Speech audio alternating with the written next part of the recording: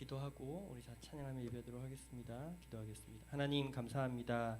하나님 사랑과 은혜로 우리가 이 한 주를 또 주님 안에서 은혜로 살았습니다. 오늘도 이렇게 함께 모여서 우리가 주님을 예배하기를 원합니다. 하나님 이 아침에 성령 하나님 임재해 주시고 우리 입술과 우리의 생각과 우리의 마음을 열어 주님을 높이 찬양하게 하여 주시옵소서. 하나님 기뻐하시는 예배의 시간 되기를 원하오니 하나님 원하시는 예배자의 모습으로 바로 서게 하여 주시옵소서. 감사드리며 예수 그리스도 이름으로 기도하였습니다. 아멘. 우리 함께 우리 찬양합니다. 주 예수 그리스도 그분께서 나와 함께 하십니다. 주 예수 내 맘에 들어와 계시는 변하여 새 사람 되고 내가 늘 바라던 참빛을 찾음도 주 예수 내 맘에 오신 주 예수 내 맘에 오신 주 예수 내 맘에 오신 그 빛 내 맘에 기쁨이 넘치는 주 예수 내 1절 다시 한번 합니다. 주 예수 내 맘에 주 예수 내 맘에 들어와 계시는 변하여 새 사람 되고 내가 늘 바라던 참빛을 찾음도 주 예수 내 맘에 오신 주 예수 내 맘에 오신 주 예수 내 맘에 오신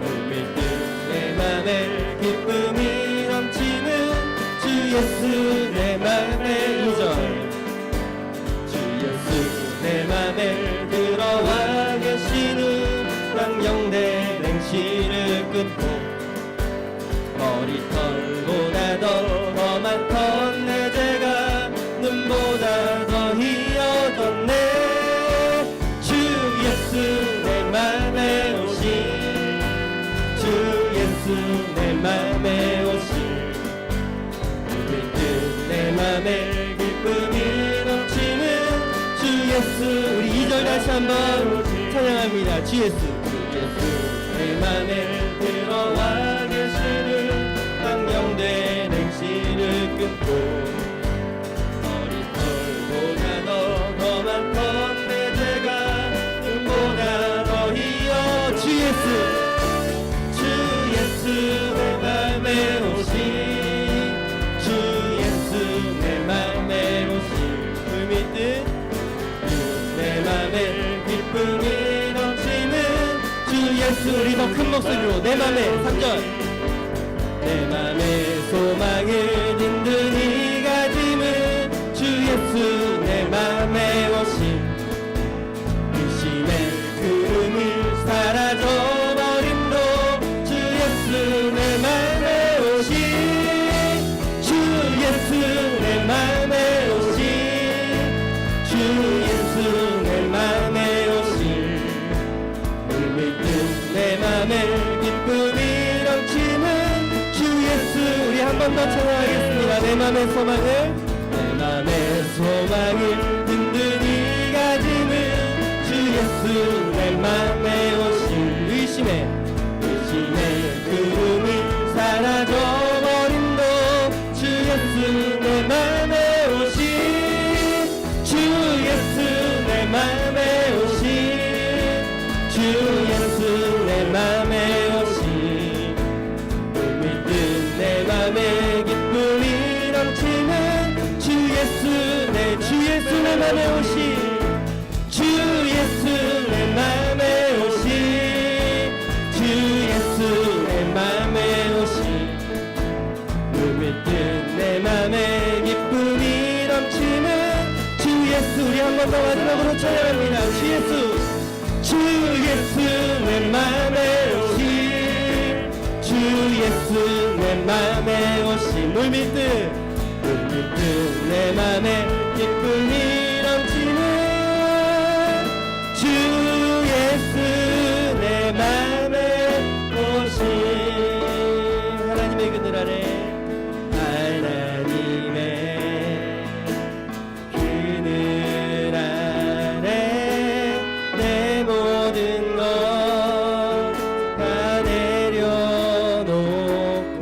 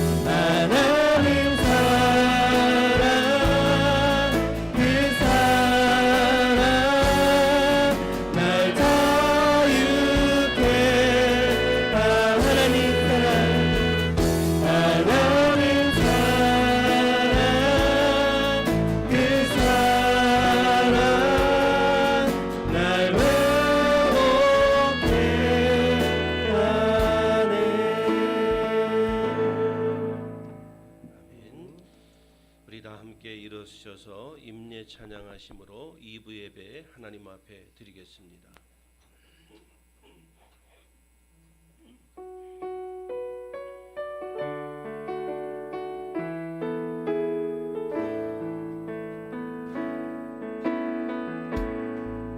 하늘의 문을 여소서, 이곳을 주목하소서.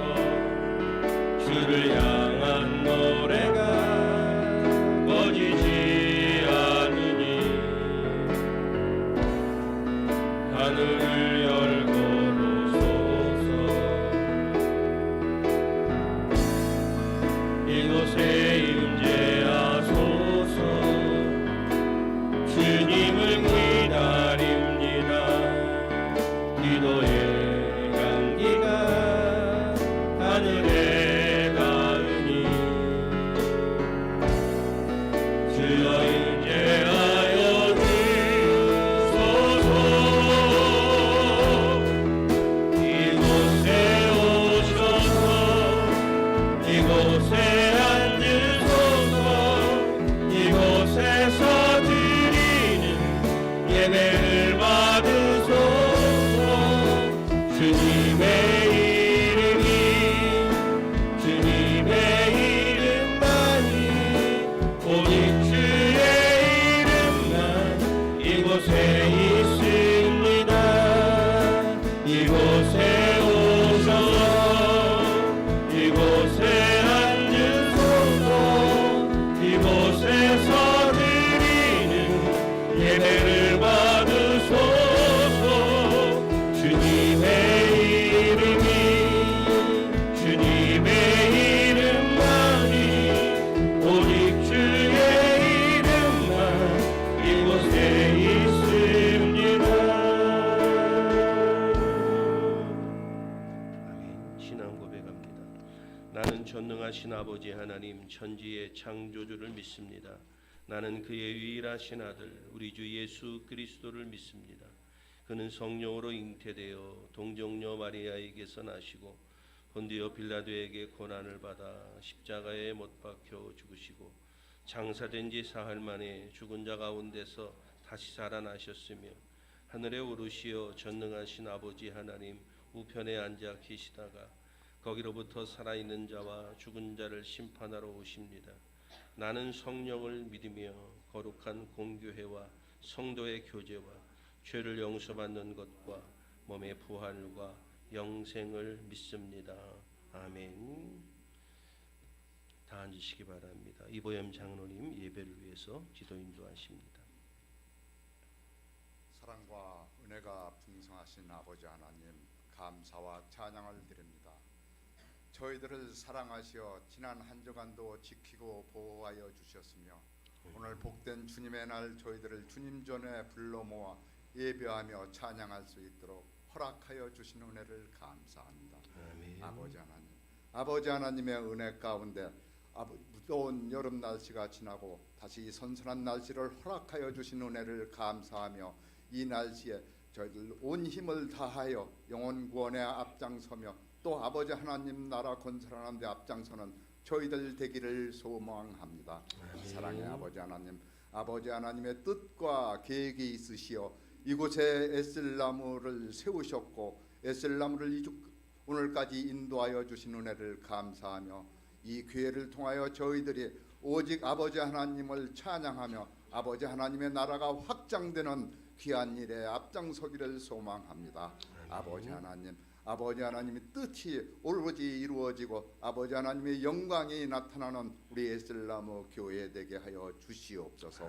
오늘도 아버지 하나님 귀한 말씀을 들고 단위에 세우신 우리 담임 목사님 영육간의 강건함으로 허락하여 주시옵고 오늘 선포되는 말씀 가운데 권세와 능력이 함께하시어 듣는 저희들 마음판에 오로지 새겨지는 귀한 말씀의 씨앗이 되게 하여 주시옵소서. 아멘. 오늘 또 예배를 위하여 이곳저곳에서 수고하고 헌신하는 헌신자들 그들을 아버지 하나님 마음껏 축복하여 주시옵고 그들이 오직 해와 같이 빛나는 귀한 섬김이 있기를 소망합니다.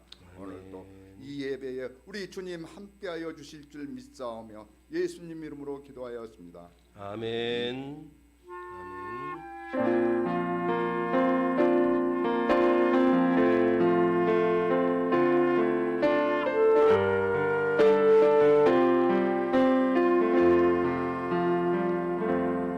아멘. 찬송가 35장 우리 함께 찬양하시면서 하나님 앞에 봉헌하도록 하겠습니다.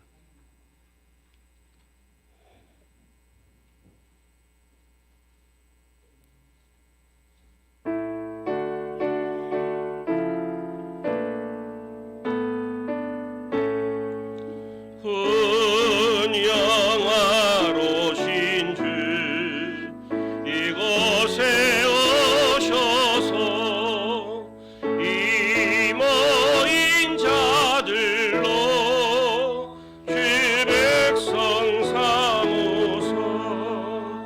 그 중에 항상 계시고 그 중에 항상 계시고 큰 영광 나타내 소서.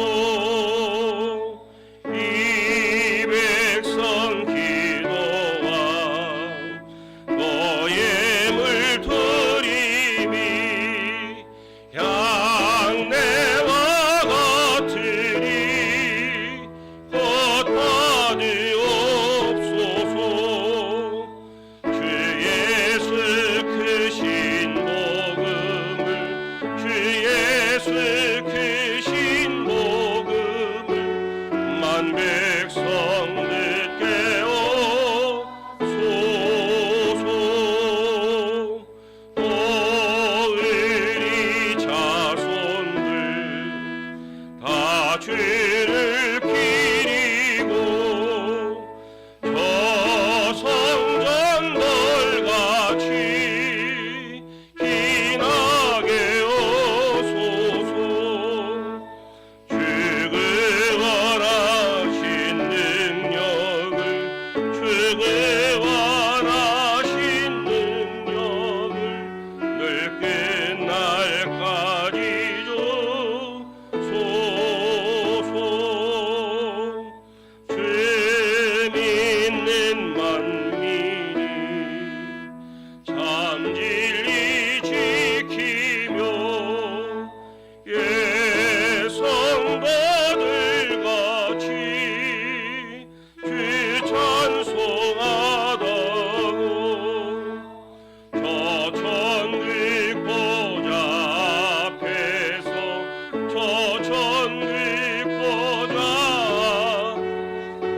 늘 찬송하게 오소서. 아멘. 거룩하신 하나님 아버지 앞에 오늘도 귀한 예물을 드림으로 우리의 신앙을 주께 고백합니다. 하늘의 신령한 곳으로 땅에 기름진 곳으로 복의 복을 더하여 주시옵소서. 10의 1조를 통하여 신앙을 고백하며 하나님 앞에 나의 모든 것이 하나님의 것임을 고백하며 드리는 손길마다 하나님의 입체적인 축복으로 인도해 주시며 저들의 사는 날 동안에 늘 도우심의 은총으로 축복하여 주시옵소서. 하나님의 교회를 사랑하는 마음으로 드리는 손길 위에 축복해 주시며 봉사와 헌신의 손길들 애찬과 희생을 통하여 하나님의 교회를 위하여 섬기는 손길마다 하나님 축복하시사 자손이 복을 받게 하시며 귀한 믿음의 가문을 이루게 하여 주옵소서. 범사에 감사하며 하나님 앞에 드리는 손길들 기도하는 것이 응답되어지게 하시며 손으로 하는 것마다 복이 되게 하시고 하늘의 능력을 경험하여 하나님 간증이 넘치는 복된 삶들이 될 수 있도록 축복하여 주옵소서. 선교의 예물을 드립니다. 목적 헌금을 가지고 헌신함에 봉사함의 손길들 축복해 주시며 날마다 하나님 승리하는 삶이 되게 하시고 육신의 강건함으로 덧입혀 주옵소서. 주일 헌금을 통하여 산제물의 고백으로 드리며 주님과 연합되어지기를 원하는 마음으로 드린 손길마다 하나님의 음성이 들려지게 하시고 깨달아지게 하시며 하나님의 장중에 붙들어 주셔서 승리하는 인생들이 될 수 있도록 축복해 주옵소서. 우리 교회를 통해 영광 받으시며 성도들과 우리 교회를 마음껏 축복하셔서 주의 일에 쓰임 받는 공동체 될 수 있도록 인도하여 주시옵소서. 모든 예물 위에 축복하오며 예수님의 이름으로 간절히 기도하옵나이다. 아멘. 아멘. 교회 소식 전해드리겠습니다. 소식란을 참고하시면 되겠습니다. 예배에 최선을 다하시고요. 늘 주의 은혜를 사모하셔서 영적 온도를 유지할 수 있기를 주님의 이름으로 축복합니다. 가정 예배를 드리기를 힘쓰시고요. 가족 공동체가 예배 공동체, 하나님이 기뻐하시는 공동체가 되기를 원합니다. 예배를 돕는 마음으로 자리를 앞에서부터 앉아주시기를 바라고요. 오늘 2부 예배 후에 3, 4분기 새가족 환영회가 애찬실에서 있겠습니다. 10월부터 대신방을 준비하고 있고요. 신청 카드가 준비되어져 있는데 대신방을 신청해 주시기를 바랍니다. 신청하는 가정들을 중심으로 하고요. 그리고 가정에서 대신방을 받기가 조금 불편하신 분들은 교회에서 받으셔도 상관이 없습니다. 일정과 시간을 잘 조절해 주시기를 바라고요. 또 다른 어떤 하나씩 만들어져가는 교회 사역 과정들이 은혜롭고 순조롭게 잘 진행될 수 있도록 인도해 여러분들도 함께 기도해 주시고 동참해 주시기를 바라고요. 선거 찬양대 구성을 위해서 또 신청서가 마련되어져 있습니다. 아래에서 올해가 가기 전에 흔히 말하는 성가대를 구성해서 예배를 돕는 역할을 하려고 합니다. 이제 교회가 올해부터 우리가 준비되어져가는 여러 가지 조직들에 여러분들이 최선을 다해 주시고 새 가족들이 많아서 다 주인의식을 가지고 함께 동참해 주시면 좋겠습니다. 청년부와 청소년부 모임이 오후 1시 예배실과 교육관에서 있고요. 전도에 함께 동참해 주시기를 바랍니다. 다른 광고들은 참고하시고요. 우리 같이 함께 인사들 나누시도록 합니다. 반갑습니다.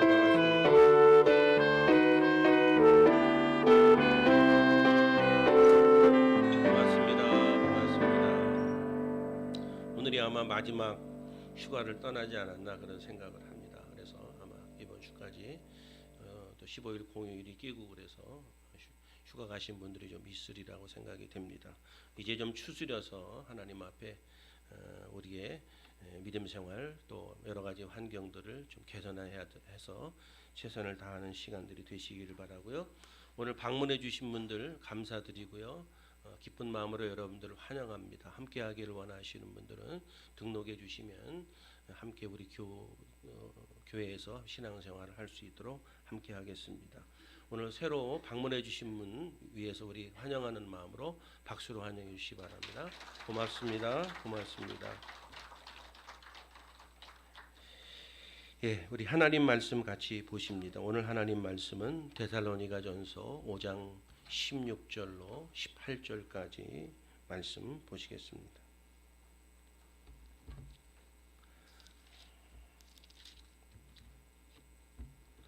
데살로니가전서 5장 16절로 18절까지 우리 다 같이 함께 합독하도록 합니다. 항상 기뻐하라, 쉬지 말고 기도하라, 범사에 감사하라. 이것이 그리스도 예수 안에서 너희를 향하신 하나님의 뜻이니라. 아멘. 오늘은 신앙과 삶이라고 하는 그 주제를 가지고 우리가 잘 아는 본문으로 함께 여러분들과 은혜를 나누려고 합니다. 오늘 본문의 이야기는 교회 다니시는 분이라면 모르시는 분이 없을 정도로 우리에게 많이 알려진 본문입니다. 항상 기뻐하라, 쉬지 말고 기도해라, 범사에 감사하라. 이것은 우리의 신앙생활 가운데 가장 필수적인 주제가 아닌가 그런 생각을 해봅니다. 그 필수적인 주제, 가장 기본적인 주제가 되는데 우리가 항상 주기적으로 이런 기본적인 것들이 내 안에서 잘 이루어지고 있는지 조금 점검해 볼 필요가 있다라는 생각.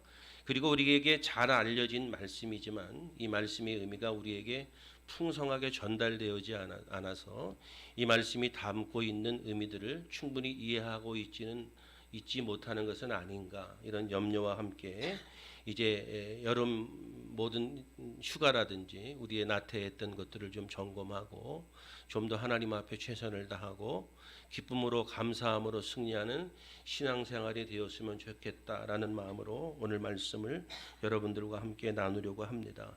지난주에도 우리가 기쁨에 관한 이야기들을 함께 나누었는데 오늘은 다른 측면에서 말씀을 함께 나누려고 합니다. 오늘 이 함께 나누고자 하는 이 세 가지의 주제는, 이 세 가지의 주제가 우리 가운데 함께하면 초월적인 삶을 살 수 있는데, 그 초월적인 삶이라고 하는 것은 영적인 능력을 가지고 살아갈 수 있는 삶, 영적인 능력을 가지고 살아간다는 것은 환경의 지배를 받지 않고 살아갈 수 있는 힘이 이 세 가지에 담겨져 있다라는 것입니다. 우리도 예수를 믿으면서도 우리의 환경의 지배를 받지요. 예수를 믿는 사람들은 환경의 지배를 받지 않고 살아가는 초월적인 삶을 살아가는 것이 예수를 믿는 자들의 삶인데, 우리가 예수를 믿으면서도 진정한 기쁨을 누리지 못하고 하나님 앞에 온전한 신앙생활을 하지 못하는 이유는 우리가 환경의 영향을 받고 거기에 따라서 우리의 신앙이 또 우리의 삶이 웃고 웃는 그런 나약함이 있기 때문이 아닌가, 그런 생각을 합니다. 이 세 가지의 문제를 함께 점검하고 저와 여러분들이 영적 생활, 초월적인 삶, 환경의 지배를 받지 않고 승리하는 삶이 되실 수 있기를 주님의 이름으로 축복합니다. 오늘 가장 먼저 살펴보려고 하는 것은 항상 기뻐하라. 우리가 잘 아는 말씀이죠. 이 기쁨이라고 하는 것은 너무너무 중요하지요. 우리의 신앙, 우리의 삶을 정말 잘 건강하게 우리가 살고 있는지를 점검하는 것이 중에 하나가 기쁨이라고 하는 것입니다. 그런데 우리가 생각할 때 기쁨이라고 하면 모든 사람들이 기쁨은 그런 것이지라고 어떤 그림과 이미지를 가지고 있는데, 어쩌면 성경이 말하고 있는 기쁨과 우리가 생각하고 있는 기쁨, 내가 추구하고 있는 기쁨이 조금 다른 차원이 아닌가, 그런 생각을 꼭 해보셔야 됩니다. 우리는 삶 속에서 기쁨 그러면 내 삶의 어떤 부분에 만족이 있고 뭔가 내가 생각하고 내가 원하는 일들이 이루어지게 되면 우리가 기쁘다라고 말하는데, 성경이 말하고 있는 그런 기쁨의 개념은 내 삶에서 어떤 부분들에 만족한다라고 하는 것보다 훨씬 더 차원이 높은 그런 의미로 우리에게 기쁨을 말하고 있다는 것을 꼭 이해하시기를 주님의 이름으로 축복합니다. 저나 여러분들이나 늘 기분 좋은 느낌을 구하죠. 기분이 늘 좋기를 원하잖아요. 그렇죠? 그런 것들이 유지되기를 원하는 것이 저와 여러분들의 마음입니다. 그런데 성경이 말하는 기쁨은 참 어떤 느낌적인 차원을 이야기하는 것이 아니고 훨씬 더 깊고 높은 차원을 말하는 것이 성경의 기쁨이에요. 이런 부분들이 잘 정리되지 않으면 우리가 이런 잘 아는 본문인데 이 말이 너무 멀게 느껴져요. 내 이야기가 같이 느껴지지 않는다는 거예요. 그래서 이 말씀의 의미를 잘 우리가 이해를 하게 되면 우리가 항상 기뻐할 수 있고 감사할 수 있고 기도할 수 있고 이럴 수 있는 것이 먼 나라 이야기가 아니고 내 이야기가 되고 내가 그렇게 살 수 있는 희망을 갖게 되는 것은 이 말씀이 담고 사도 바울이 전달하고자 하는 의미를 우리가 잘 알게 되면 그렇게 충분히 우리도 할 수 있다는 겁니다. 우리는 다 기분 좋은 느낌을 원하는데 성경이 말하는 이 기쁨이라는 것은 우리가 생각하는 것과 조금 차원이 다른 의미로서 기쁨을 이야기하고 있다라는 것을 여러분 생각하시고요. 수도 없이 들었던 이 본문의 말씀을 여러분들이 가지고 있던 기본적인 개념들을 없다고 생각하시고 다시 이 기쁨에 대해서 또 기도에 대해서 감사에 대해서 이 본문의 이야기를 새롭게 그림을 그릴 수 있기를 주님의 이름으로 축복합니다. 요한복음 15장 11절에 보면 내가 이것을 너희에게 이름은 내 기쁨이 너희 안에 있어 너희 기쁨을 충만하게 하려 함이다. 이런 말씀이 있습니다. 다시 말씀드리면 이 말의 의미를 보니까 내 기쁨이 너희 안에 있어. 다시 말씀드리면 예수님이 말씀하시고 예수님이 요구하시는 기쁨이 너희 안에 있어서 너희 안에 그 기쁨이 충만케 하신다는 의미죠. 그 의미는 뭐죠? 너희에게도 어떤 기쁨이 있을 텐데, 너희가 추구하는 기쁨이 있을 텐데, 그 기쁨은 충만한 것이 아니야. 내가 가지고 있는 기쁨을 너희에게 줄 텐데, 그 기쁨을 통해서 너희의 기쁨을 충만하게 해라고 이야기하는 거거든요. 예수를 믿는 사람들이 예수를 믿으면서도 진정한 기쁨을 누리지 못하기 때문에 예수 안에서 누리는 어떤 그런 에너지가 없는 거예요. 그 이유는 뭐냐면 예수를 믿는 사람도 기쁨이라는 것을 예수를 믿지 않은 사람들이 그리고 생각하는 그 기쁨이 그 기쁨과 동일하게 생각하기 때문에 기쁨을 느낌이라고 생각을 하고 그렇게 치우친다는 것을 이야기하는 거거든요. 사도 바울이 이야기하는 기쁨은 참 다른 거예요. 여러분, 예수님이 이 땅에 오신 것은 우리에게 기쁨을 주시기 위해서 오셨습니다. 그렇죠? 율법에 묶여있던 자들에게 예수님이 복음을 통해서 새로운 자유를 주기 위해서 오셨습니다. 이 땅에 오신 예수님께서 첫 번째 이적을 행하신 것도 여러분들이 잘 아시는 것처럼 물로 포도주를 만드셨는데 그 장소가 잔치집입니다. 그 잔치의 가장 중요한 요소는 기쁨이죠. 예수님이 이 땅에 오신 것은 저와 여러분들의 인생이 잔치처럼 기뻐하기를 원하시는 것이 주님의 뜻이라는 이야기입니다. 우리 주변에 보면 열심히 일하시는 분들이 계시죠. 그리고 상당히 능력이 있으신 분들도 계십니다. 그런데 또 한편으로는 그렇게 일도 열심히 잘하시고 능력도 있는데 그리 표정이 밝지 않은 분들이 꽤 계시죠. 이게 참으로 염려스러운 거예요. 그러면 교회 안으로 들어와서 목사의 눈으로 봤을 때 교회 안에서 정말 열심히 헌신하고 주의 일에 애쓰는 분들이 계시는데 그들 표정이 때로는 어둡고 그냥 힘들게 그 일을 감당하는 것을 보면 목사의 마음도 무겁고 아슬아슬하죠. 일도 열심히 하고 능력도 있는데 힘들게 일을 하고 그의 얼굴에는 기쁨이 없고 표정이 매우 어둡다. 이거 염려스러운 일이죠, 여러분. 이게 왜 염려스러운가 하면 자신의 일을 열심히 하고 귀하게 헌신하고 최선을 다하고 있는지는 모르지만 사람은 기쁨을 쫓아서 살아가는 사람들이거든요. 사람이 자기 안에 어떤 기쁨이 어느 정도 충족되어지지 않고 충족되지 않은 상태에서 시간이 지속되고 그러면 사람이 우리가 흔히 이야기하는 우울에 빠지고 사람이 다운되고 문제가 생기는 거란 말입니다. 그러므로 사람은 누구나 할 것 없이 그냥 기쁨을 찾아가는 거예요. 너무너무 삶이 힘들면 여러분들 스트레스를 해소하기 위해서 나름 어떤 일들을 하잖아요. 사람은 본능적으로 기쁨을 찾아가는 거예요. 그런데 주의 일을 한다고 하면서도 그렇게 능력 있게 최선을 다하게 주의 일을 하면서도 어떤 기쁨이 없다? 그게 왜 위험스러운가 하면 그렇게 거기에서 기쁨을 찾아내지 못하면 다른 곳에서 기쁨을 찾아낼 위험성이 있기 때문에 위험하다고 말하는 거예요. 저는 아닙니다, 목사님. 저는 절대로 아니에요. 저는 어떻다 할지라도 저는 아닙니다. 저는 아무리 힘들어도 주 안에 있을 겁니다. 그거는 여러분들의 결심과 의지고요. 그것이 거짓말이라고 말하는 것이 아니라 그것도 사람이 감당할 수 있는 한계가 있는 거예요.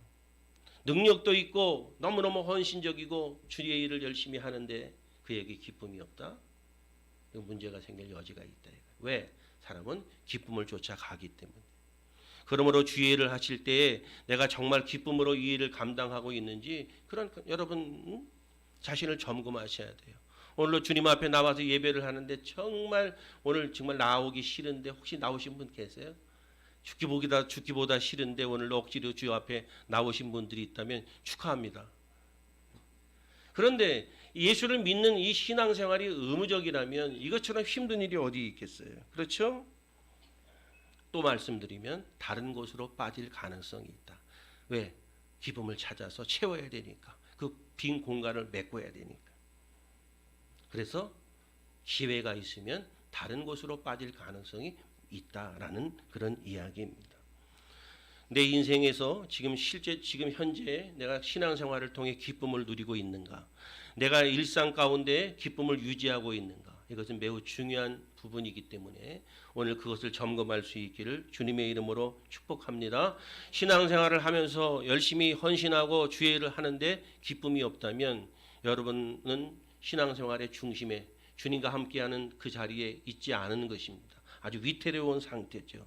인생을 열심히 살아가고 열심히 일을 하고 안 되는 일도 없이 그냥 살아가고 있는데 내 마음이 공허하고 기쁨이 없다면 상당히 위험한 거죠. 왜? 다른 곳에서 기쁨을 찾을 그런 위험성이 있기 때문이다. 그런 이야기입니다. 제가 목회를 하면서 저의 목회의 특징 중에 하나가 뭐냐 하면 성도들을 피곤하게 하지 않는다는 게 저의 목회의 하나 부분이거든요. 성도를 볶지 않아요. 근데 사역자들이 하는 얘기 가운데 이런 것도 있어요. 성도는 좀 달달 볶아야 그렇지 않고 놔두면 성도들은 신앙이 나태해지고 그런다 이거예요. 또 어떤 성도들 가운데에도 그러신 분이 계세요. 목사님은 너무 놔두셔요. 좀 이렇게 들들들 우리 좀 볶아주셔야. 그런데 저는 그러고 싶지 않고요. 여러분들이 자원해서 기쁨으로 주의 일을 하는 것을 원하고 그런 분들과 함께 일하고 싶습니다. 의무적이고 그렇게 이 교회 일이라는 것을 부담감을 가지고 내가 어떤 직분을 가지고 있기 때문에 내가 마지못해서 해야 하는 그런 것이라면 하나님이 기뻐하시지 않습니다. 기쁨으로 주의 일을 하셔야죠. 그렇죠 여러분? 그래서 저 목사님은 일하는 사람들만 좋아해. 그렇게 편애한다고 생각하지 마시고요. 일하는 사람하고 같이 있을 수밖에 없죠. 그렇지 않겠어요? 편애한다고 생각하지 마시고 기쁨으로 주의 일을 감당함으로 주의 사역에 동참할 수 있기를 주의 이름으로 축복합니다. 자, 사도 바울이 이야기하는데 기뻐해라 그렇게 얘기하지 않고 항상 기뻐해라. 이게 만만치 않은 일이라 이거예요. 기뻐해라 이렇게 얘기하지 않고 항상 기뻐해라 그렇게 얘기하거든요.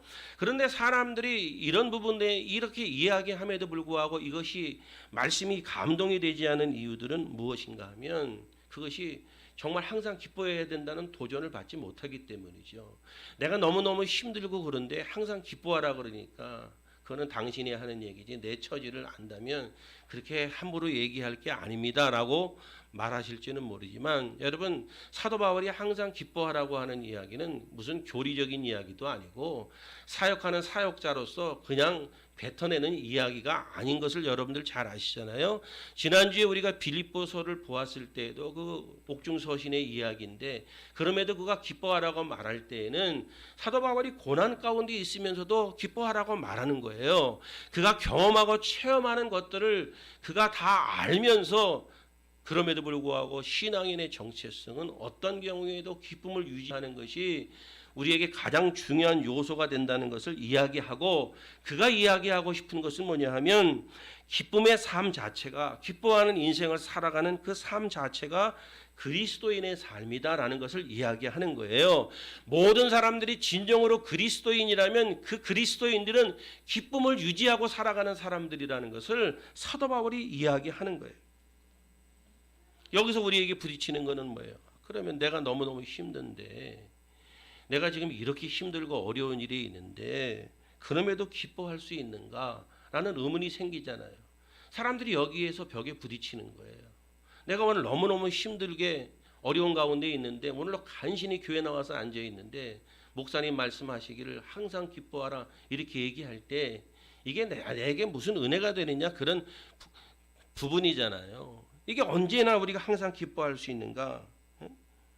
어쩌면 신경질 나는 얘기잖아요. 지금 내가 너무 힘든데 항상 기뻐하라니까 짜증 안 나세요, 여러분?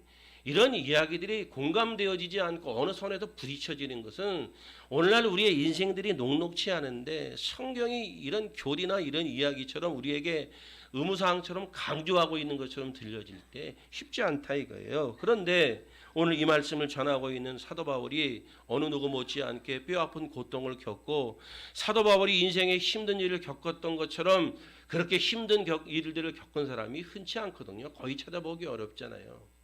그런데 사도 바울이 그런 고난 가운데에도 항상 기뻐하라고 그렇게 얘기하는 이 이야기는 교리적인 이야기가 아니라고요. 이론적인 이야기가 아니라고요.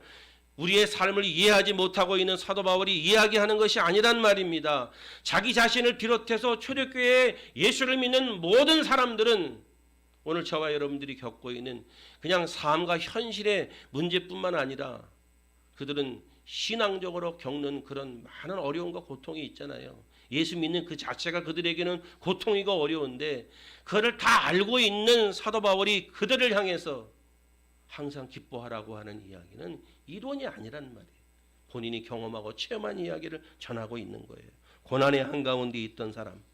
그런데 실제적으로 기쁘게 항상 기뻐하며 살았던 사도 바울. 그가 모든 이들을 향해서 항상 기뻐하라고 이야기하는 것이 우리에게 설득력이 있다 이거예요. 무슨 얘기냐 하면 사도 바울이 그 어려움 가운데에도 항상 기뻐하는 삶을 살아감으로 그 안에서 어떤 경험해보지 못한 경험들을 경험하는 거죠. 높은 산에 올라가니까 경치가 완전히 다른 거예요. 내가 살고 있는 동네가 한 번도 모르다가 뒷동산 꼭대기 한번 올라갔더니 내가 살던 동네가 그렇게 아름다운 거야. 사도 바울이 그런 신앙의 어떤 깨달음을 경험해 본 거예요. 아, 내가 이렇게 힘든데 그럼에도 불구하고 기쁨을 유지하니까 여기에 놀라운 어떤 것들이 있구나. 이거 나만 알고 있을 일이 아니다. 오늘날 같이 신앙생활하면서 고난 가운데 있는 내 사랑하는 믿음의 동지들에게, 오늘 이 현실 가운데 고통스럽게 살아가고 있는 이 사람들에게 이것을 소개해주고 싶다. 그런 차원의 이야기가 오늘 본문의 이야기입니다. 여러분, 사도 바울은 항상 기쁨의 삶을 살았습니다. 그러면 기쁨의 삶이란 무엇인가? 사람들이 기쁨에 대해서 오해할 수 있는데, 우리는 흔히 이야기할 때 내가 먹고 싶은 것을 먹거나 내가 하고 싶은 일을 했을 때 기쁘지요. 아, 기쁘다. 아, 기쁘다. 그래요. 자, 이제 여러분 슬슬 이제 본론으로 들어가는 거예요. 오늘 설교는 되게 길어요. 오늘 집에 가기 글렀어요. 왜 이 뻔한 이야기 같은데 이렇게 길어질까? 뻔한 얘기가 아니에요. 여러분들은 너무나 뻔한 얘기처럼 들은 거예요. 사도 바울이 지금 기쁨에 대해서 이야기하는데, 사람들이 기쁨에 대한 오해가 뭐냐 하면 내가 먹고 싶은 걸 먹었을 때 너무너무 기분 좋으니까 아, 기뻐. 내가 하고 싶은 일을 했어. 너무 기뻐. 그리고 이렇게 얘기하지. 아, 막 행복해. 막 그렇게 얘기하잖아요. 성경이 말하는 기쁨과 행복의 개념은 차원 자체가 다른 거거든요. 자, 무슨 얘기냐면 사람들이 인생을 살아가면서 불행한 삶을 살아가는 사람들이 좀 있어요. 왜 그런지 아세요? 사람이 인생이 감정에 초점을 맞추게 되면 인생이 불행해요. 감정에 초점을 맞추면 감정에 따라 오늘 하루에도 열 몇 번씩 행복했다가 불행했다가 이게 왔다 갔다 하는 거야. 기분 좋으면 너무 행복해. 기분 나쁘면 행복하지 않아. 무슨 얘기죠? 감정이라는 데에 초점을 맞추게 되면 사람이 행복하고 불행하는 것이 하루에도 수도 없이 바뀐다니까요. 예수를 믿지 않는 사람들의 삶의 초점이 거기에 있다 그러는 것에 대해서 또 제가 시비 걸 일이 없어요. 그런데 예수를 믿는 사람들의 삶의 초점은 우리의 감정에 있는 것이 아니에요. 그렇죠? 거기에 초점을 맞추게 되면 사람이 불행한 거예요. 여러분, 우리 아이들이 하루에도 12번씩 감정이 바뀌잖아요. 신기하죠? 그냥 화가 나고 막 울고 신경질 나다가 조금 자기 기분에 맞추면 그렇게 창피한지도 모르고 금세 헤헤거리고 막 그러죠. 얘네들이 인생 자체는 다 감정에 맞춰져요. 그것이 뭐예요? 자기의 비유나 자기가 어떤 것이 맛있거나 하고 싶은 것을 하게 되면 너무 행복하고 즐거운 거죠. 그래서 기쁜 거예요. 그런데 사람들이 나이가 먹어서 조금 티를 안 내서 그렇지 나이만 먹었을 뿐이지. 보통 사람들도 감정에 치우치는 거기에 목표를 두고 살아가는 사람들이 상당히 많다. 그런 거예요. 그런데 여러분, 우리가 기억해야 될 것은 뭐냐 하면 이 감정의 문제는 의지적인 결단으로 컨트롤이 가능하거든요. 의지적인 결단으로 컨트롤이 가능하거든요. 그러니까 뭐예요? 감정에 흔들리는 것이 아니고 의지적인 결단이 우리에게 우선이 되어져야 되고요. 다시 말씀드리면 우리의 삶의 초점의 문제가 중요하다. 순간적인 감정에 만족하는 사람들이 되지 말아라. 그 사람들은 불행해지기 매우 쉽다. 그런 기쁨은 금방 빼앗기는 기쁨이다. 제가 예를 들어 볼게요. 제가 부산에를 간다고 치면은 부산에 누구를 만나러 이제 부산에 가기로 되어 있다면 저는 생각을 하는 거예요. 아, 이번에 부산 가면 3일 있다가 보니까 일단 가게 되면 해운대에서 발을 좀 한번 담그고 그 뒤에 시장에 와서 내가 좋아하는 꼼장어를 먹고 그리고 또 뭐 하고 이렇게 계획을 세울 거 아닙니까? 그러니까 저의 목적은 뭐예요? 부산에 가서 얼마나 재미있게 놀다가 오느냐가 저의 목표죠. 그러면 제가 차를 몰고 가든 KTX를 타고 가든 또 뭐 대중교통을 이용하든 그거는 저한테 그렇게 중요한 일이 아닙니다. 거기 가서 어떻게 좋은 시간을 갖느냐라는 것이 중요하다 이거예요. 저의 삶의 초점이 어디에 있죠? 부산에 가서 재미있게 지내다 오는 것이에요. 그런데 어떤 다른 사람은 이런 생각을 가질 수 있죠. 그 가기 전에 가는 동안에 너무 쾌적하게 가고 싶고 즐겁게 가고 싶고 기분 좋게 가고 싶은 거예요. 이 사람은 뭐예요? 가기는 가는데 가는 과정을 너무 중요하게 생각하는 거예요. 그러니까 KTX를 나는 꼭 타고 가야 돼. 그런데 표를 끊으려고 그러니까 내가 가고 싶은 시간에 없는 거예요. 그때부터 어떻게 돼? 신경질이 나지. 그래서 어떻게든지 나는 반드시 KTX를 타고 가야 되기 때문에 KTX 어렵게 표를 구했는데 내가 가고 싶은 시간도 아니고 그렇게 타는 거예요. 간신히 탔어요 이제. 그래 딱 탔는데 내 자리에 가보니까 옆에 너무 마음에 안 드는 사람, 내가 평상시에 너무 좋지 않게 생각하는 그 화상이 거기 앉아 있는 거예요. 가는 동안에 얼마나 기분이 나빠요. 이 사람은 가는 과정들을 초점을 맞추고 있기 때문에 그 부산 가는 그 자체가 너무너무 힘든 거예요. 가서 와서 잡혀버렸기 때문에 가서도 별로예요. 제가 얘기하고 싶은 의도가 뭔지 아시죠? 우리의 목적은 부산에 가는 거예요. 그리고 부산에 가서 어떻게 지내느냐가 우리의 목적인 거예요. 그런데 많은 사람들이, 하나님을 믿는 사람들이 우리의 목적은 여기가 아니고 어떤 이상적인 그것인데, 이 세상을 살아나가면서 우리의 어떤 목적이 다 여기에 치우쳐져 있기 때문에 감정에 따라서 우리의 삶의 행불행이 하루에도 12번씩 뒤바뀌는 거예요. 사도 바울이 이야기하는 항상 기뻐하라는 그 의미는 그런 거예요. 목표가 여기가 아니고 저기에 있기 때문에 오늘 벌어지는 이런 일들이 내 감정에 따라 내 기분이 나빠하고 좋아하고 이런 것이 휘둘리는 것이 아니다. 이게 사도 바울이 항상 기뻐하라고 하는 이야기가 어거지가 아니고 우리의 삶의 목적은 거기에 있기 때문에 오늘의 문제나 오늘의 어려움이 나의 행불행을 결정하는 것이 아니다. 이게 사도 바울이 얘기하는 거예요. 삶의 목적이 매우 중요하다. 항상 기뻐해라. 이 얘기가 다른 나라 이야기처럼 들리는 것은 거기에 목적을 두지 않고 있으면은 이 이야기가 너무 우리에게 힘든 거죠. 내가 너무너무 다 힘들게 살아가는데 항상 어떻게 기뻐하라는 거야.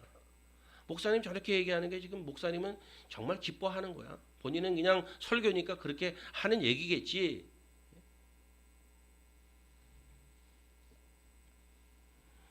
우리가 인생의 궁극적인 목적을 놓치고 오늘 현실이 초점을 맞추게 되면 사람이 기쁨을 놓치는 거예요. 행복을 놓치는 거예요. 인생이라는 그 자체가 전쟁과 같고 하루도 편할 날이 없는 게 우리의 인생 아닙니까?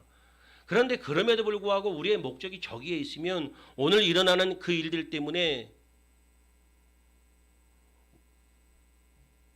우리의 삶이 흔들리지 않는다는 것을 사도 바울이 우리에게 이야기하는 거예요. 궁극적으로 장래의 소망을 바라보는 사람들이라면, 궁극적으로 하나님의 나라를 소망하며 꿈꾸며 살아가는 사람들이라면 우리의 인생의 승부를 여기서 거는 것이 아니다. 우리의 인생의 승부는 거기에 있는 것이다. 로마서 8장 28절에 합력하여 선을 이루는 것이 여러분 잘 아시잖아요. 그 합력하여 선을 이룬다라고 하는 그 선의 개념은 뭐냐 하면 궁극적 완성, 승리를 말하거든요. 결국 우리는 승리할 것이라는 믿음 때문에 오늘 우리의 이 힘들고 어려운 것들을 기쁨으로 이겨낼 수 있다는 의미가 사도 바울이 이야기하는 거예요. 그런데 사람들이 그 목적을 놓쳐버리게 되면, 목적지를 놓쳐버리게 되면 어떻게 돼요? 원망하고 불평하지. 누가 그랬어요? 이스라엘 백성들이 출애굽하고 나서 그들의 삶의 특징이 뭐예요? 늘 원망하고 불평하죠. 왜? 목적지가 있는데 목적지를 상실해버리고 계속 옛날에 살던 이야기를 하니까 원망과 불평밖에 할 게 없잖아요. 그런데 그 와중에도 같은 길을 가는 사람 가운데 여호수아와 갈렙을 비롯한 소수의 무리들이 항상 기쁨을 유지하고 살아가는 사람들이 있었거든요. 그 사람들은 왜 그렇죠? 삶의 목적과 초점이 그들은 이미 가나안에 가 있잖아요. 하나님의 약속을 붙들고 가나안에 가 있으니까 오늘 환경과 처지가 그들에게 기쁨을 빼앗아가는 요소가 되지 못하고 그들의 행복을 빼앗아가는 요소가 되지 못했다. 왜? 그들의 목적은 거기에 가 있잖아요. 우리가 기쁨을 유지할 수 있는 비결은 삶의 목적을 놓치지 않는 거예요. 사도 바울이 이야기하는 것이 거기에 포인트가 있는 거예요. 사랑하는 여러분, 삶의 감정에 치우치고 살아가는 과정 가운데 우리의 인생의 목표가 있는 것이 아니고 거기에 흔들리지 않기를 주의 이름으로 축복합니다. 오늘 아이가 성적이 떨어졌다고 그 인생 망한 거 아니에요. 그렇잖아요. 그 인생을, 내 아이의 인생을 하나님이 어떻게 이끌어 가시길 기대하셔야지, 결국 그 아이를 하나님이 인도해 주시고 승리케 해 주실 것이라는 믿음을 가지셔야지, 오늘 성적이 떨어지고 오늘 조금 어떤 일이 있다고 거기에 좌절하는 것은 신앙인의 태도가 아니라 이거예요. 예수를 믿지 않는 사람들, 오늘 현실의 목표를 두고 살아가는 사람들의 모습이라 이거예요. 또 하나는 뭐지요? 쉬지 말고 기도해라. 이것도 여러분 오해할 가능성이 많아요. 여러분, 쉬지 말고 기도하라, 이 얘기가 어떻게 느껴져요? 아니, 질문을 그렇게 하시면 뭐라고 말해야 돼요? 그런데 이럴 수 있죠. 하루에 10분 기도하기도 힘든 나한테 쉬지 말고 기도하라니, 이건 또 딴 나라의 이야기네. 여기서 우리는 생각을 멈추고 나는 그냥 그래, 나도 그런 날이 오겠지, 나는 그냥 그렇게 살자, 그렇게 접어들 수도 있잖아요. 하루에 10분 기도하기도 어려운데 쉬지 말고 기도하라니, 이렇게 부담이 되고 이것이 이렇게 부딪혀 오는 것은 오늘 또 이 이야기도 사도 바울이 전달하고자 하는 의도와는 거리가 멀다라는 것을 이야기하는 거예요. 자, 나는 그럼 뭐 쉬지 말고 기도하면은 수도사처럼 살아야 되나? 늘 교회 와서 살아야 되나?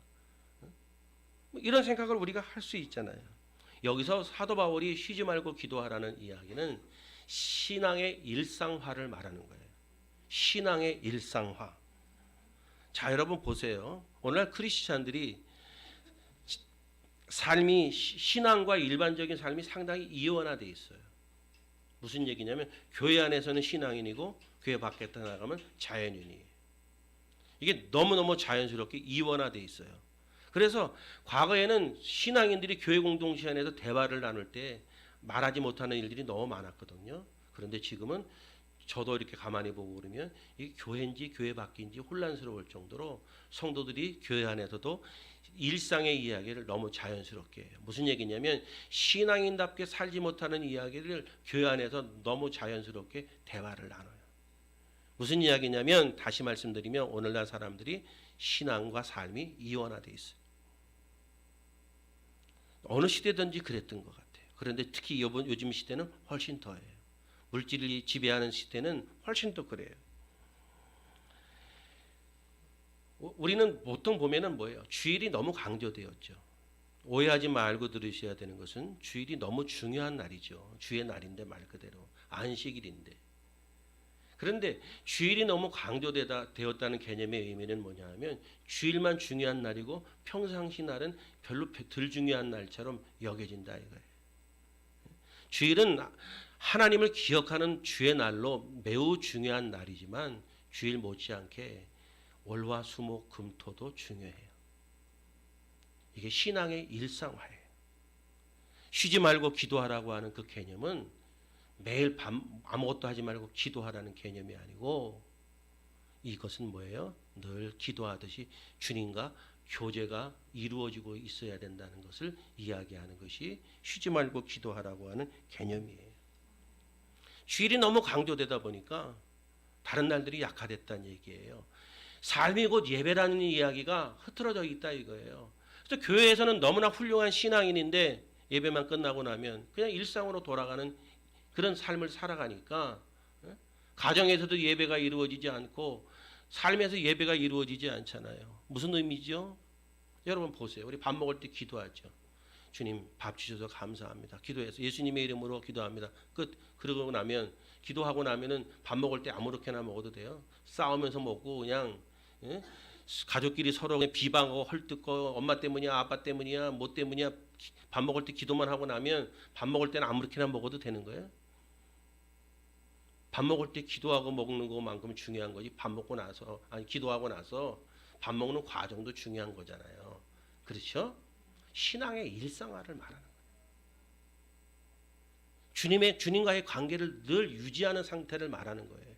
이게 지금 사도 바울이 이야기하는 이 세 가지 요소가 신앙의 일상화를 말하는 거예요. 근데 많은 사람들이 신앙생활이 교회 안에서 머물고 우리의 삶의 현장에서 신앙이 이어지지 않고 있다는 것이 오늘 우리들의 문제이고, 그것이 오랫동안 문제가 이어져 왔는데 지금 뭐예요? 거의 그냥 놔둬버렸잖아. 그리고 이런 이야기를 하면 피곤하게 생각하고, 여러분 그렇게 살아서는 안 됩니다. 이렇게 얘기하는 저 같은 사람들의 설교는 재미가 없는 거지. 그러는 가운데에도 교회가 부흥하는 것은 기적이라고 보는 거예요. 너무너무 힘든 거예요, 사람들이.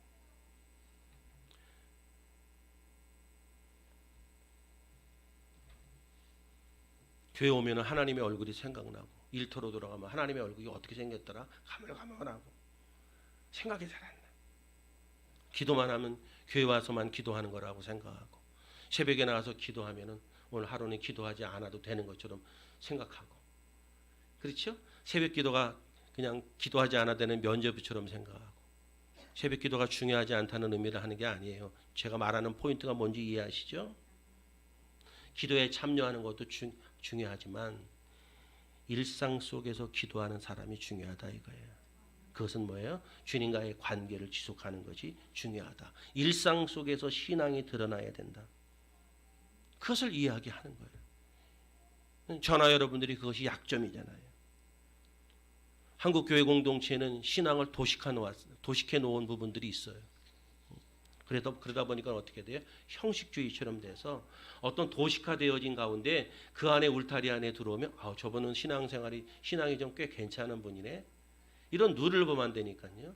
그런데 그런 몇 가지의 원칙을 정해놓고 그 안에 들어오면 대단히 신앙생활이 괜찮네. 거기 밖에 나가면 별로네. 이렇게 도식화 시켜놨다니까요. 이게 문제라는 얘기예요. 왜?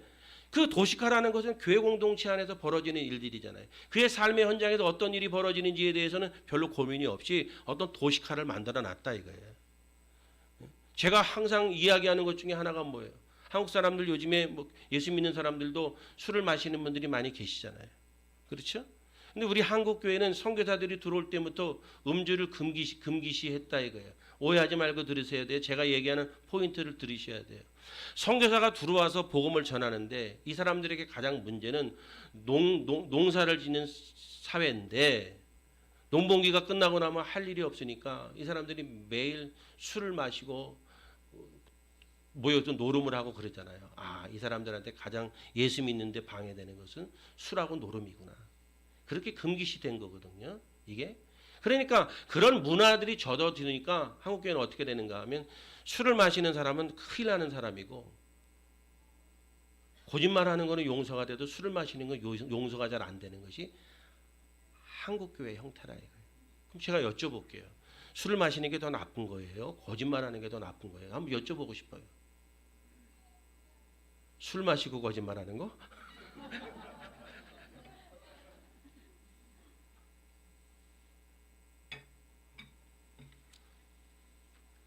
그래서 무슨 장로님한테 속았대느니, 안수 집사님한테 속았대느니, 예수 믿는 사람들 믿을 사람 없대느니, 신앙을 도식화 시켜놔서 교회 안에서는 꽤 괜찮은 사람 같은데 교회 바깥에 나가서는 엉망진창인 거예요. 사람을 등치고 속여서라도 돈을 벌어서 11조만 많이 드리면 인정받으니까. 그렇지 않아요, 여러분? 그런 어떤 형태들이 오늘 한국교회가 여기까지 온 거예요.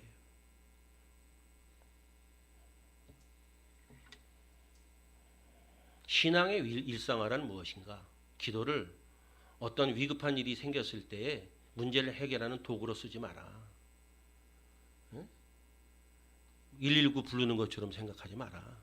어떤 위급한 일이 생겼을 때에 이 문제를 해결해야 되니까 무슨 알라딘의 램프처럼 생각하지 마라. 기도를 생활화해라. 일상화해라. 주님과의 관계를 늘 유지하는 인생을 살아라. 그게 신앙인의 모습이잖아요. 그럴 수 있기를 주의 이름으로 축복합니다. 바울이 이야기하는 기도는 쉬지 말고 기도하라고 하는 이야기는 율법주의적인 관점에서 이해하면 안 돼요. 네? 당신은 기도를 하루에 몇 시간 합니까? 뭐 합니까? 많이 하면 좋지.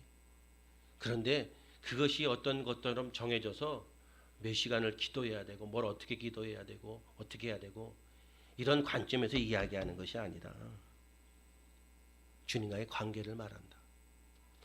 어떤 두 남녀가 사랑에 빠졌는데 사랑에 빠진 남녀한테 일주일에 몇 번씩 꼭 만나. 이거는 의미가 없는 거예요.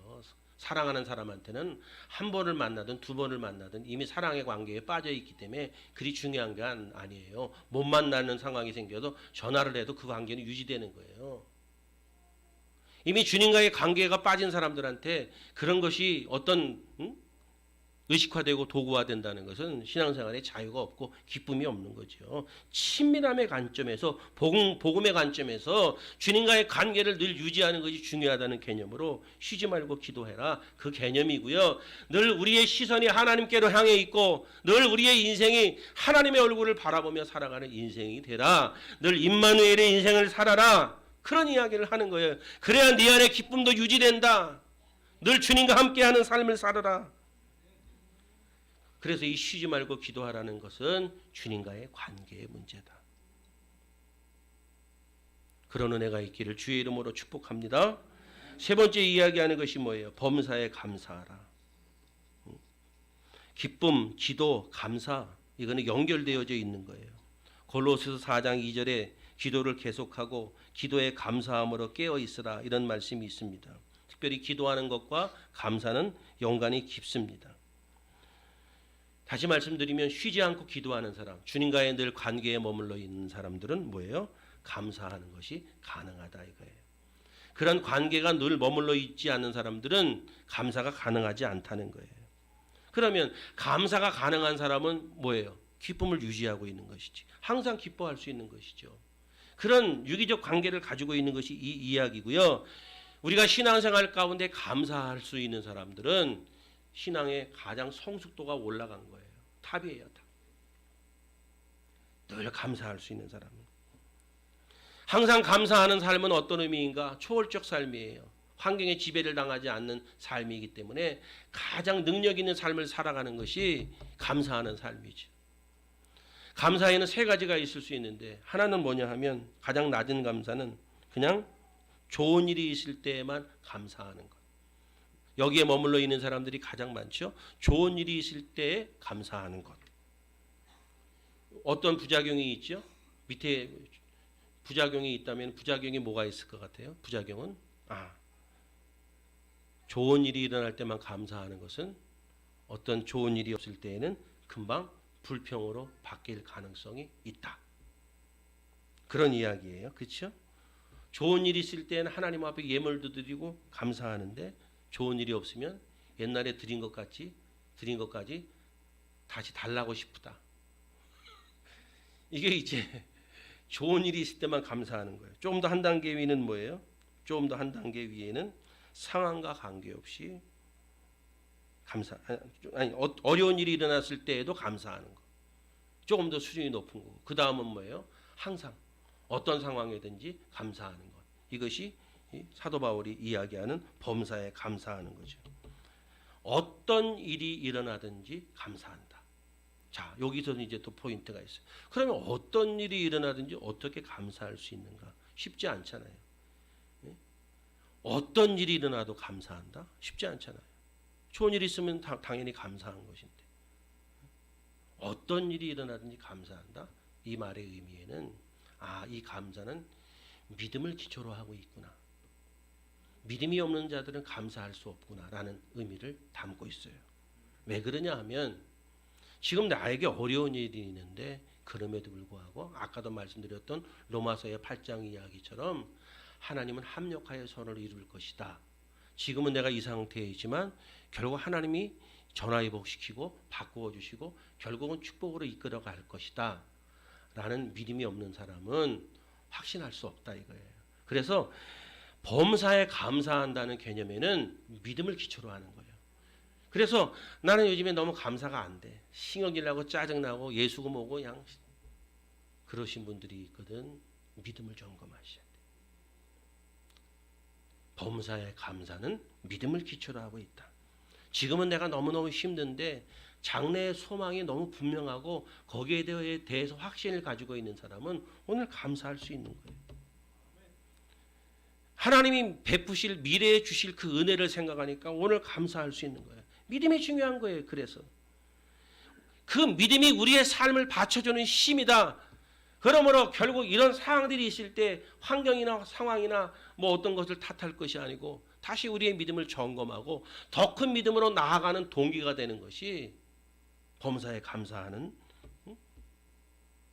그런 과정 가운데 있는 중요한 열쇠가 된다라는 얘기예요. 그래서 감사가 약화될 때는 어떻게 해야 되는 거예요? 믿음을 강화시켜야 되지. 여러분, 하나님은 우리에게 감사를 강요하지 않으셔요. 우리가 감사하지 않아도 은혜를 베푸셔요.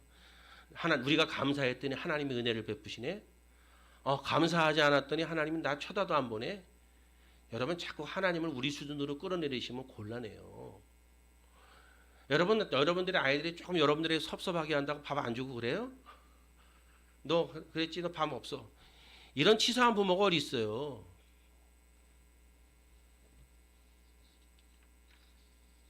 감사를 강요하지 않으세요. 바울의 입장도 마찬가지입니다. 감사는 우리의 영혼이 하나님께 고정되어 있을 때 감사가 이루어진다. 그러므로 하나님을 신뢰하는 마음이 중요하다 이거예요. 감사의 문제는 믿음의 문제다. 모든 것이 합력하여 선을 이룰 것이다. 그 믿음이 오늘 감사를 이끌어낸다 이거예요. 믿음이 강력해지면 늘 감사할 수 있는 거죠. 신실하신 하나님, 실수가 없으신 하나님, 어떤 어려운 일이 나에게 닥쳐도 결국은 나를 축복하실 하나님, 실패하지 않으시는 하나님, 실수가 없으시는 하나님, 결국은 이런 상황이 있을 것이지만 상황이지만 선을 이루실 것인 하나님, 그 하나님을 믿는 믿음이 오늘도 감사할 수 있다. 그런 이야기예요. 이런 확신을 갖게 되면 감사가 일어나는 것이고, 이런 확신이 없으면은 환경에 따라 원망하고 불평하고 그런 거예요. 이스라엘 백성들이 믿음이 분명하지 못하기 때문에 12명의 정탐꾼 가운데 10명은 약속했음에도 불구하고 현실을 바라보기 때문에 원망하고 불평하지만 2명은 뭐예요? 거기를 바라보니까 믿음으로 고백을 하잖아요. 다수가 10명이 원망하고 불평하는 것이 광야의 인생 아닙니까? 뭐예요? 믿음의 문제라 이거예요. 사랑하는 여러분, 이 아침에 항상 쉬지 말고 범사에 이 이야기는 무슨 의미인가 하면 신앙생활을 제도화시킨다든지 어떤 규격에 맞춰 놓는다든지 그런 것이 아니고 늘 항상 일상적으로 주님과의 관계를 유지하며 살아가는 것이 신자의 정체성이라는 것을 담고 있는 거예요. 신앙은 자유한 거예요. 기쁜 거란 말이에요.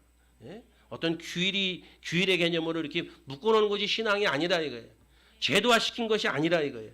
늘 하나님의 관계에 머물러 있어야 된다 이거예요. 오늘날 많은 사람들이 교회에 와서 이 자유를 배우고 신앙의 참 의미를 배워야 되는데 교회에 와서 종교를 배우는 경우가 참 많죠. 와서 배우는 게 뭐예요? 뭐 이렇게 있잖아. 그래서 그 규격에는 맞추지만 일상화는 되어지지 않는다. 이것이 모든 사람들의 신앙의 숙제예요. 자, 한 가정이 있다고 칩시다. 부부가 있는데 남편은 돈을 벌어 오고 그 돈으로 아내는 아이를 키우고 그래요. 근데 그게 전부인가요? 그 가정이? 그거는 일이에요. 일. 그런데 오늘날 가정 공동체가 거기에 초점을 맞추고 있죠. 그러다 보니까 어떻게 돼요? 시간이 지나고 그러다 보니까 가정이라고 하는 그 관계 안에서 누리는 핵심적인 것을 놓치게 되니까 나중에 나이 먹으면 어떻게 돼요? 내가 돈 벌어오는 기계냐? 이렇게 되는 거 아닙니까? 그러다 보니까 문제가 생기죠. 왜 그렇죠? 의무감만 남아있잖아. 너 내가 이렇게 돈을 벌어들였는데 애들 왜 이 모양만 켜놨어?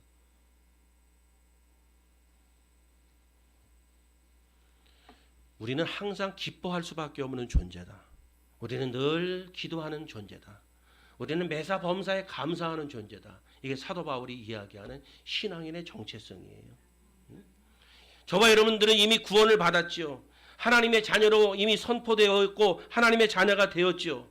이미 받은 은혜도 크지요.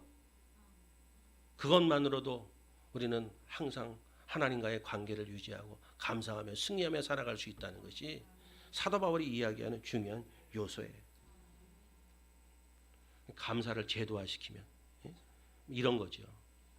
아이한테 사탕 하나 줘놓고 빨리 감사해 임마. 너 감사해. 계속 그러면 어떻게 해 애가. 에이씨 너나 먹어라. 그리고 던져버리지.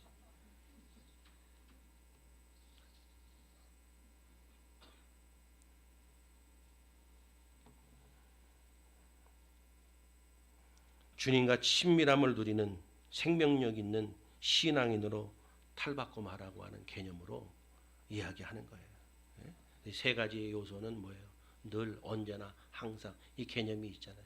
주님과 늘 좋은 관계를 유지하고 신앙을 이원화시키지 말고 삶이 곧 예배고 삶이 곧 기도고 그런 관계를 유지할 때 우리 안에 믿음이 있고 그 믿음이 우리로 하여금 승리케 한다는 개념을 갖고 있는 거예요.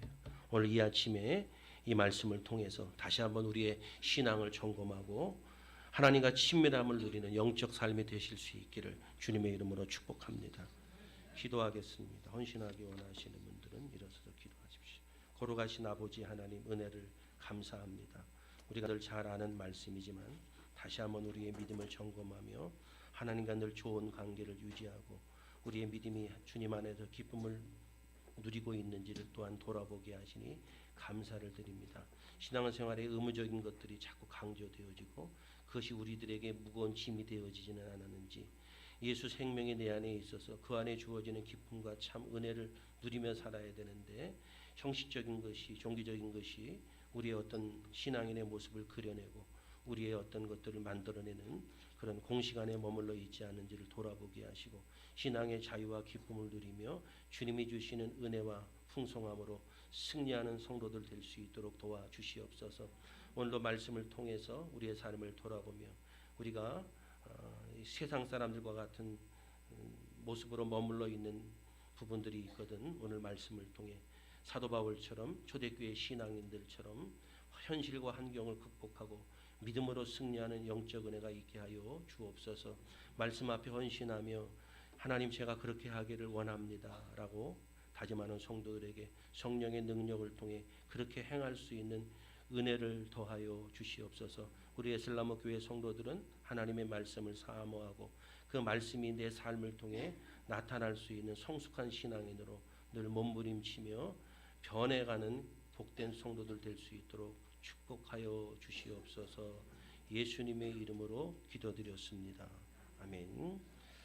다 함께 일어서셔서 결단 찬양하시고요. 축도로 예배를 마칩니다.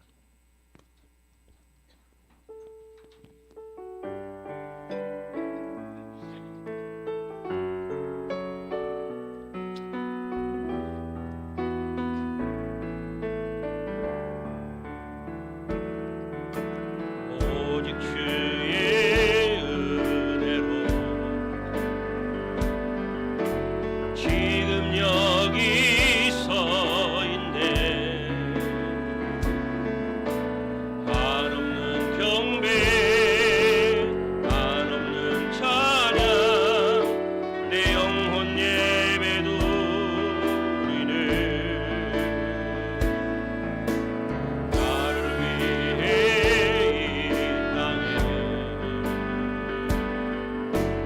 오신 주의 그 은혜 십자가 고통 이기신 주님 은혜 어찌 시리 주는 날 채우시네. 주는 보게 하시는 살아가는 동안 은혜로만 살리 십자가 은혜로. 이제는 우리 주님 예수 그리스도의 무한하신 은혜와 하나님 아버지의 극진하신 사랑과 성령의 인도 역사 충만 내주 교통하심이 오늘 하나님 아버지 앞에 나와 예배하고 돌아가는 사랑하는 성도들 머리 위에와 저들의 가정과 자녀와 환경 위에와 하나님 나라의 복음을 위해 시험을 입은 우리 에슬라모 교회 공동체 위에와 이 나라 이민족 이 백성 위에 이제로부터 영원토록 함께 계실지어다. 아멘.